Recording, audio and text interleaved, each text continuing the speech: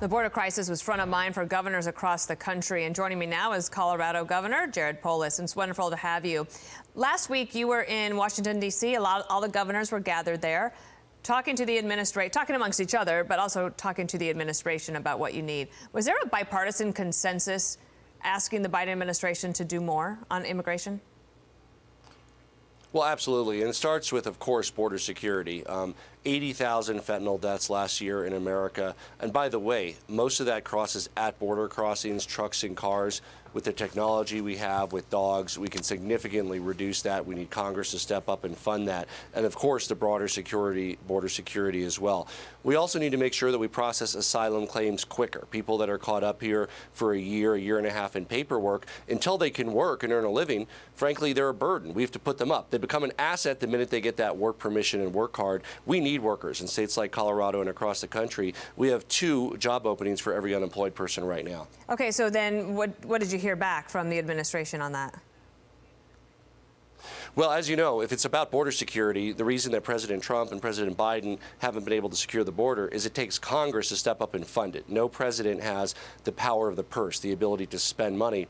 Congress needs to step up in a bipartisan way and actually fund border security. I am confident that both this president, the last president, support border security, ran on border security, but it's always been treated by an afterthought. And in these very important discussions about raising the debt ceiling, where they're making cuts, and there are areas they need to make cuts, they need to make sure that not only is border security not an area they make a cut, but they actually have the right investment to reduce the flow of fentanyl and reduce the flow of people illegally. Have you seen a fentanyl problem there in Colorado?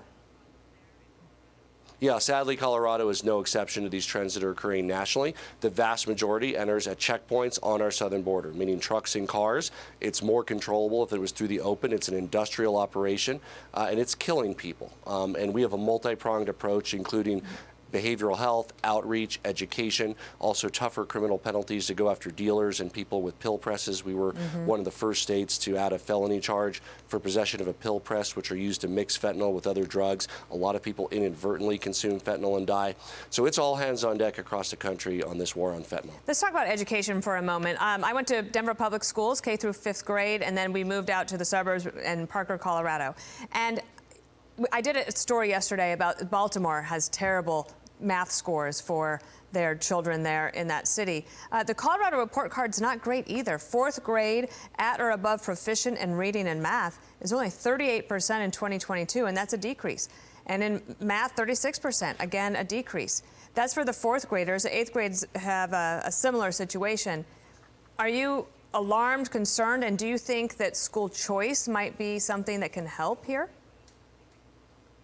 You're one of our proud Ponderosa High School alumni, and we'll never forget that.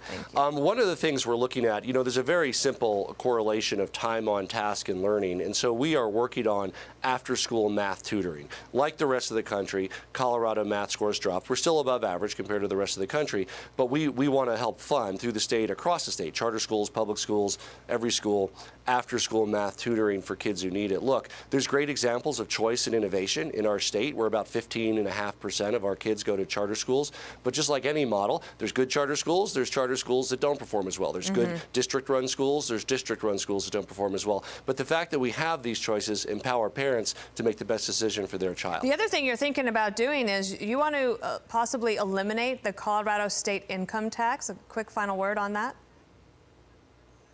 We've had 2 reductions that have been voter approved since I've been governor.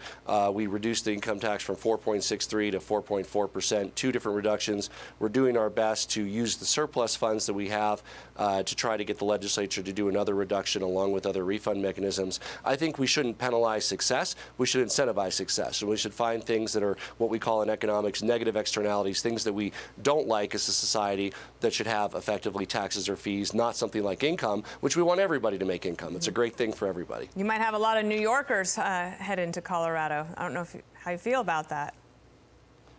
We welcome them. They just need to be a little bit more easygoing than they are in the streets of New York City. All right, Governor Polis, thanks for joining us this morning.